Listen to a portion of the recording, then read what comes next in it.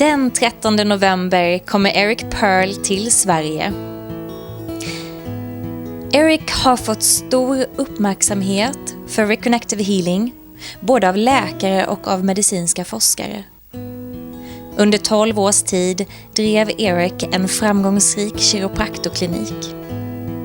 När hans klienter började rapportera om mirakulösa tillfrisknanden av olika symptom och sjukdomar förstod Eric att någonting mer är möjligt. Någonting mycket större. Idag har han utbildat över 75 000 människor i Reconnective healing. Han har författat ett flertal böcker, bland annat bästsäljaren Väck, din inre healer. Och nu i november så får vi också tillgång till boken talar på svenska. Jag ringer upp Eric för att ta reda på mer om vad Reconnective healing är och vad det är Eric har att erbjuda när han kommer till Sverige. What reconnective healing is, or the concept of the reconnection, is that we are reconnecting to our original fuller self. You know, if you speak to people who've had a life after death experience, the real one where they return to that light that we all come from, that we all return to, they experience a fuller sense of life, of love, of awareness, of consciousness. We are learning how to reconnect to that fuller self and then experience that fuller self here on earth in our physical form. And in doing so, we tend to access our own healings fairly instantaneously, and they tend to be lifelong healings. And what we teach you how to do is also, at that level of reconnection, bring about for other people, facilitate for other people their healings. And that's what the seminars are about, teaching you how to bring about healings for others and how to access your own healings. And that's the kind of seminar you have in Malmö, right? The 15th to the 17th of November? That's right. November 15th to 17th in Malmö. What we'll do is, well, on that Friday night, November 15th, I'll give a 3-hour presentation. We'll talk about the history of this work, how it came about, how it was discovered, how it evolved, the science behind it. We'll give everyone an opportunity for you to feel this in your hands, because it's very easy to feel and find. And we'll bring up some volunteers and give live demonstrations of the healing so you can witness the reality of this, maybe even on someone you know, maybe even on you. But on Saturday and Sunday, it's very different. It's a real working seminar. And what we do there is I'll demonstrate a level of the work from the stage very cleanly, very plainly, easy to see. And then we'll all go to massage tables. So let's say you attend the seminar. You might stand at the head of a massage table. Someone will lie down flat on your massage table. And then the teaching team and I will walk around to each of the tables. And by the way, the seminar is simultaneously translated into Swedish. And we've got a lot of native language teaching assistants there who speak Swedish, Norwegian, and Danish as well. So you'll have people to speak to in your own language with it. And we'll take your hands. We will show you how to access this, how to find it, how to feel it, how to play with it. And you will witness right in front of your very eyes. The person on your table will go into involuntary movements, maybe of their fingers or their feet. Or then we'll show you how to accelerate this, how to enhance it, make it even stronger. You'll see their arms jerk and move, or their legs move. And then we'll go back to the tables, back to the chairs, talk about what we just learned, discuss a little more philosophy and science, do some question and answer. I'll demonstrate a new level of the work. We'll go back to the massage table again, and as you access this, you'll see people's eyes dart back and forth, their tiny muscles on their face ripple and pull at their eyebrows or their lips, and you'll start to recognize and coordinate what you're feeling with what you're witnessing, what you're seeing happen to the person on your table. And we'll continue this way throughout Saturday and Sunday. And by Sunday, is it the 15th, I think? By Sunday, November 15th, at the end of the seminar, if you're there, I can pretty much make you 2 promises, which are 1, you will be able to do anything and everything in the way of healing that I can do. And 2, you will be able to do anything and everything in the way of healing that any human being anywhere on this planet can do, no matter how many techniques they've mastered, no matter whether they were born into a healing family. It doesn't matter the story any longer. This teaches you how to transcend the need for complicated techniques and fear-based rituals, bring about healings that are much more comprehensive, fairly instantaneous, and tend to last for a person's lifetime. But that sounds very exciting. But just so I get this right, do people feel more at home with their own power afterwards? Is that like the meaning of it? It's about reclaiming our own power. Our energy healing techniques have been giving our power away.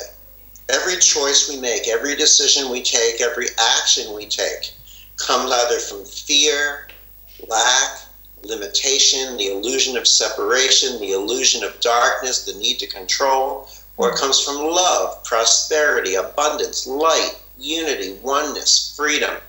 We cannot give a gift we're unwilling to accept and receive. We cannot stand in fear doing healing techniques that tell us to protect ourselves in a white flame and a purple flame and a gold flame, to shake off negative energy, spray ourselves down with alcohol and pull up imaginary zippers, and facilitate healings that reside in love. We cannot stand in lack and limitation, adding crystals and healing toys to ourselves and pyramid hats, and facilitate healings that reside in abundance, our stepping into our own abundance, recognizing that we are more than abundantly enough. We cannot stand in the need for control doing technique A, B, and C, step 1, 2, and 3, moving things clockwise, then counterclockwise, then north and south and east and west, and facilitate healings that reside in the freedom of us becoming the observer and the observed, the witness and the witnessed, the seer and the seen, and to learn to observe without judgment. In other words, it's time for us to move beyond the need to control and direct and determine the healings, to step out of result-oriented healing and to step into the process of healing, and to recognize that if we're lucky, the person will receive the healing that they are intending to receive. But if we're truly all fortunate, we will witness a healing, one that that person hasn't even dreamed of, one that God, love, and the intelligence of the universe has designed uniquely for that person. Great. But I really do want to know about Solomon as well, because you will be talking about Solomon Speaks in Stockholm. In Stockholm on the 13th of November. That's right. Well, what happened was, as I was doing these healings in the very beginning, one of my patients lost consciousness. His eyes rolled to the top of his head, his breathing changed, his mouth opened, his tongue and lips moved, and he said, "We are here to tell you to continue doing what you were doing. What you were doing is bringing light and information onto the planet." And I thought, well, maybe this person's a little crazy, but it sounded very fascinating. It became more fascinating 2 days later when 3 more patients lost consciousness and spoke those same 2 phrases. "We are here to tell you to continue doing what you were doing. What you were doing is bringing light and information onto the planet." Then 2 of those patients added, "What you were doing is reconnecting strands." One of them added, "What you were doing is reconnecting strings." And Fred Ponsloff, the first person, came back in later that week and said, "What you were doing is reconnecting strings." A few days later, it happened to 5 other patients. Overall, over the next 3 months, over 50, that's 50 different patients lost consciousness and spoke 6 word for word exact phrases. I just shared the first 4 with you. Then after 3 months, it stopped coming through everyone, but it continued coming through Fred. So I realized it had to come through over 50 different people who never had a voice come through them before for me to recognize that something real was happening.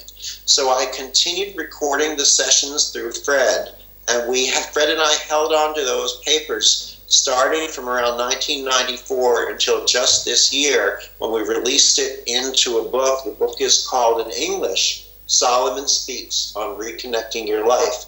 And it's a way to access deeper levels of who we are ourselves. So in other words, the reconnection is about how to access deeper levels of facilitating healings for others, and Solomon Speaks is how to access deeper levels of who we are as individuals, because the deeper we access the truth of who we are, the greater the healings we're able to bring about for others. If you'd like, I can share with you a small segment of the book. Yeah, please do. Okay. Now, remember that these words were spoken to me in that day because I was the first person bringing this consciousness through. But now it's our responsibility to bring this through. So you need to hear these words being spoken to you because they are speaking to each and every one of us. Here we go. There's a lot that needs to be said in various ways. We understand ourselves in a limited fashion. And we need to carry this understanding as a life process. It is the unveiling of a multifaceted force within our lives. We need to peel away the exterior so that internal being shines through to those we are working with. The eternal soul that resides within our framework is being covered up in many ways by our fears and apprehensions. And that is what we need to do in our work. We need to unveil our soul. It is not a simple process, and this stripping away of ego is an eternal process. This selflessness that must shine through the being so it can reach in without interference from other sects of energy or frameworks of our minds. Once you allow your soul, that egoless purity, to come through, that is almost a common denominator in that it has the ability to automatically fuse with the frequency of the person you're bringing the healing to. So your job in this process is to strip away the defense, strip away the mind, strip away the control mechanisms and the techniques that we have in this plane. Let them go and let them be a part of an exterior that has nothing to do with you, and present that soul in the room, for it will automatically do the work. That energy is the common, universal language of the cosmos. It is understood immediately, and it is felt intrinsically. So when we, can you see this happen when we all let the soul take that place, or when we access, I can't find the words, when we access ourselves so complete. Let me help. Let's look at it this way. One of the many things that Solomon teaches is compassion. To recognize that we are all one. To recognize that when one child cries in one part of the planet, 100 children weep in another. When one child laughs, 1,000 children laugh. For us to stop looking at what makes us separate and unique. Stop wearing the t-shirts that say, kiss me, I'm Irish, kiss me, I'm Italian, kiss me, I'm this. Stop trying to be separate and look at everyone and say, what makes you and me the same? What makes us all the same? Just like the sun sends its many rays down onto the planet, and each ray appears to be an individual ray of the sun, and it is. But each ray contains a hologram of the entire sun. So each ray of the sun is an expression, a full expression of the sun here on Earth. Whether you like to use the word God or the word love or the concept of the intelligence of the universe, pick the word you're happiest with. We are each a representation of God, love, and the universe here. We each contain a hologram of God, of love, of the universe here on Earth. We are each one and the same. And when we recognize that we're one and the same, we realize that when we hurt another person, we bring pain to the world. When we make another person smile, we bring joy and love to the world. Our purpose is to recognize that we are one, to bring joy, love to the world. And this is the grander part of our healing. Yes, in reconnective healing, we regain the use of arms and legs. Children with cerebral palsy or epilepsy can walk and run and play and speak normally again. Cancer is vanished. That's wonderful, and we think that's the big deal. but it's only one tiny, tiny part of a bigger picture of the fact that we are standing on the precipice of the next level of human evolution. Many studies around the world shows that reconnective healing changes our very DNA, makes the light that we emit a higher, more coherent, more harmonic level. And that's why the scientists feel that the reconnections, the healings through the reconnection, are so instant when they happen and tend to be lifelong. And when we allow ourselves to vibrate as the light of who we are, then we become a reminder for every person with whom we interact of their natural vibration as light. And we serve as changing the entire light on the planet itself. Thank you for that. If there's any one thing I'd love to leave us with, it's the understanding that there is no one special healer somewhere on this planet that we have to pack our bags and fly to visit, whether they're living in a cave in a mountaintop in Tibet or a church deep in Brazil.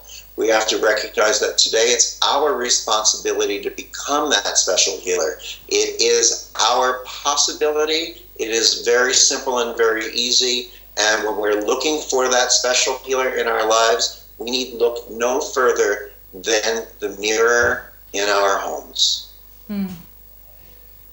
Well, I'm looking forward to hopefully meet with you somewhere in Sweden in a couple of weeks as well, and find out more about who you are and the work that you do. Good. And when you find out more about who I am, please be sure to let me know, because I have no idea anymore. Right. Thank you so much, Eric. Thank you. It's been my pleasure.